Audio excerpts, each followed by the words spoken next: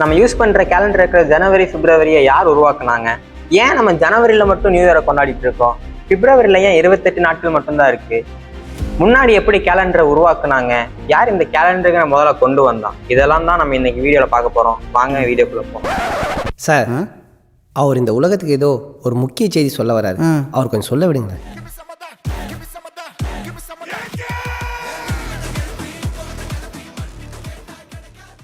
கேலண்டரை எப்படி உருவாக்குறாங்க அப்படின்னு பாக்குறதுக்கு முன்னாடி ஒரு நாளை எப்படி கணக்கெடுக்கிறாங்க அப்படின்னு நம்ம தெரிஞ்சுக்கணும்.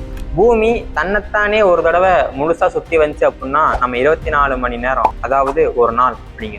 அப்போ ஒரு வருஷத்தை எப்படி கணக்கெடுக்கிறாங்க அப்படின்னா, சூரியனை பூமி தன்னைத்தானே சுத்திக்கிட்டு சூரியனையும் சுத்தி ஒரு தடவை கம்ப்ளீட் பண்ணிருச்சு அப்படின்னா அதை தான் நம்ம 365 நாட்கள், அதாவது ஒரு வருஷம் அப்படின்னு சொல்றோம்.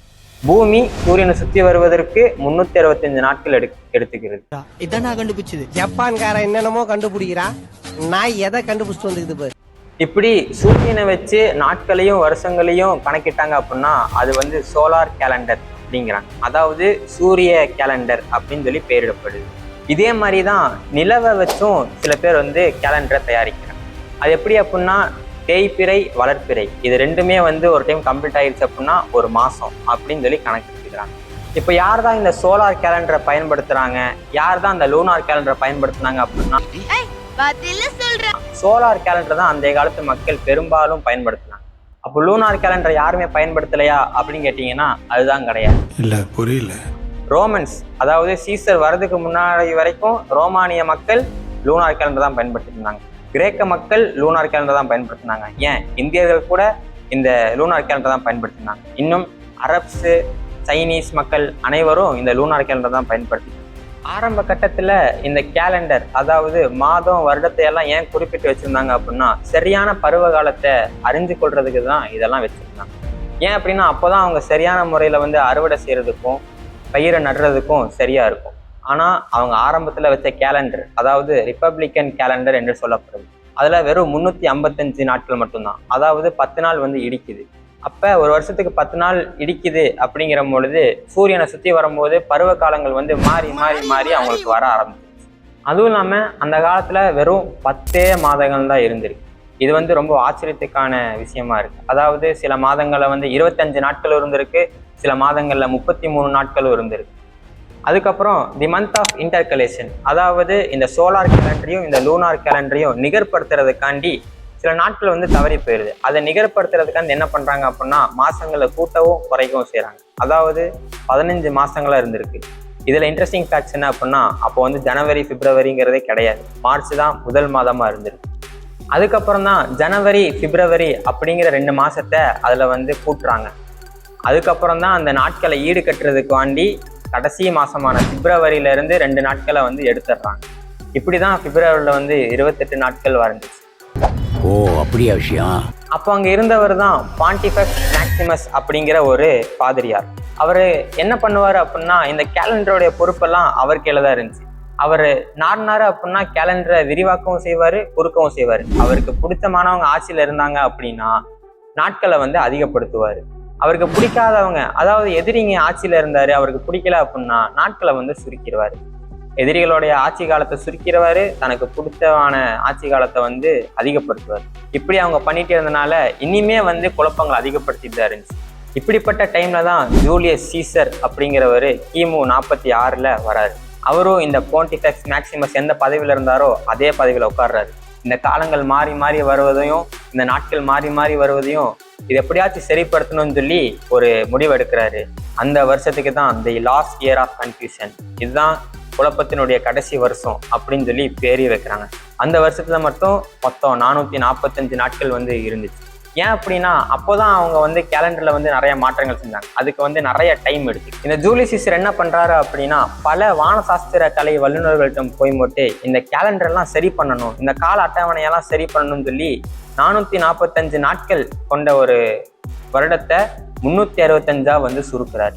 இவர் தான் என்ன பண்றாரு அப்படின்னா, ஜனவரி மாதத்தை முதல் மாதமா அறிவிக்கிறார். ஏன் அப்படின்னா அவங்க வழிபாட்டுல ஜானஸ் அப்படிங்கிற ஒரு கடவுள் இருக்காரு.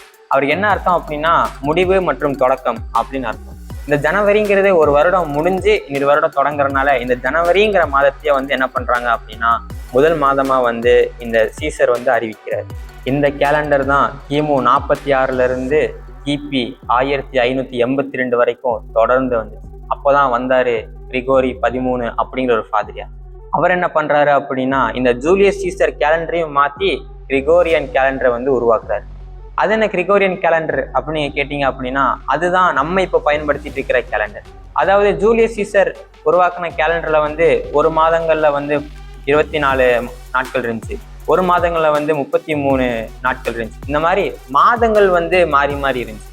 ஆனா இந்த கிரிகோரி என்ன பண்றாரு அப்படின்னா மாதங்களையும் சீர்படுத்துறாரு. அதாவது 30, 31, 30, 31 அப்படின்னு சொல்லி சீர்படுத்தி கொண்டு வந்தது இந்த கிரிகோரி தான்.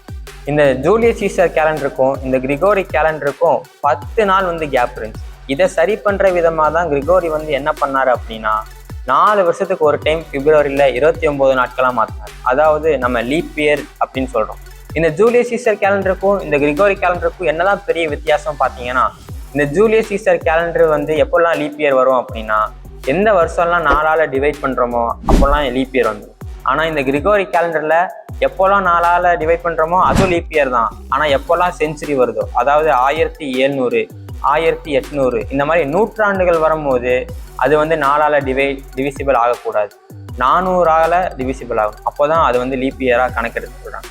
ஏன் அப்படின்னா 1700 வந்து 4ஆல டிவைட் ஆகும், ஆனா அது வந்து லீப் இயரா கிரிகோரி கேலண்டர்ல நம்ம எடுத்துக்கிறதே. இன்னொரு மிகப்பெரிய வித்தியாசம் என்னன்னு பார்த்தீங்கன்னா இந்த ஜூலியன் கேலண்டர்ல வருடத்துக்கு ஒரு தடவை 11 minutes 14 seconds வந்து குறைஞ்சிரும். ஆனா இந்த கிரிகோரி கேலண்டர்ல பார்த்தீங்க அப்படின்னா 3300 வருஷத்துக்கு ஒரு தடவை ஒரே ஒரு நாள் மட்டும்தான் குறைபடும். அவ்வளவு அக்யூரேட்டா இந்த கிரிகோரிங்கிறவர் என்ன பண்ணியிருக்காரு அப்படின்னா கேலண்டரை வடிவமைச்சிருக்காரு. அதனாலதான் நம்ம இப்போ வரைக்குமே இந்த கிரிகோரி கேலண்டர்ல அப்படியே பின்பற்றி. நீங்க கிரிகோரி கேலண்டர்ல 1582 போய் மட்டும் அக்டோபர் 4 இருந்து 15 வரைக்கும் நாட்களை தேர்ந்தீங்க அப்படின்னா கண்டிப்பா இருக்கு. அது ஏன் தெரிஞ்சு அப்படின்னா கமெண்ட் செக்ஷன்ல கமெண்ட் பண்ணிடுங்க. இப்படித்தான் கிரிகோரி 13 அப்படிங்கிறவர் வந்து கிரிகோரியன் கேலண்டரை வந்து வடிவமைச்சார். உடனே இதெல்லாம் உலக மக்கள் ஏத்துக்கிட்டாங்களா அப்படின்னா நிச்சயமா கிடையாது. முதல்ல அவங்க ஊர்ல இருக்கிற மக்கள் ஏத்துக்கிட்டாங்க, அதுக்கப்புறம் சுற்று வட்டாரத்துல இருக்கிறவங்க எல்லாம் ஏத்துக்கிட்டாங்க, அதுக்கப்புறம் கொஞ்சம் கொஞ்சமா உலகம் ஃபுல்லா பரவ ஆரம்பிச்சு. என்றாலும் கூட எல்லாருமே நியூ இயரை வந்து ஜனவரியில தான் கொண்டாடுறாங்களா அப்படின்னா நிச்சயமா கிடையாது. இஸ்லாமிய மக்கள் முஹர்ரம் தான் நியூ இயரா கொண்டாடுறாங்க, தமிழ் மக்கள் சித்திரையை தான் நியூ இயரா கொண்டாடுறாங்க. இப்படி ஒவ்வொருத்தவங்களும் அவங்களுக்கு உண்டான நியூ இயரை அவங்கவுங்க கொண்டாடிட்டு தான் இருக்காங்க. இதுல எது உங்களுக்கு புதுசா இருந்துச்சு அப்படிங்கிறத நீங்க கமெண்ட் செக்ஷன்ல சொல்லிடுங்க.